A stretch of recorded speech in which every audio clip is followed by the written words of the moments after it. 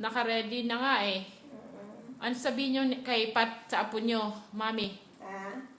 Ngayon po ay July 4, 2013. Anong oras na? It's 5 o'clock. 5 o'clock. O sige, ano pong sabihin nyo? Ayoko lumapit kasi baka ano. Ipapadala. Okay.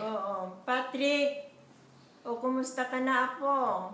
Ito, ang lola, malapit na mag-birthday ha? Sa July 11 ang birthday ko. Nagkakasakit na ako, baka hindi na ako tatagal. Pagdasal mo na lang ako.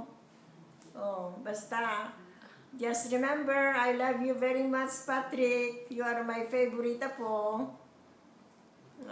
You know that, ha? May poging apo.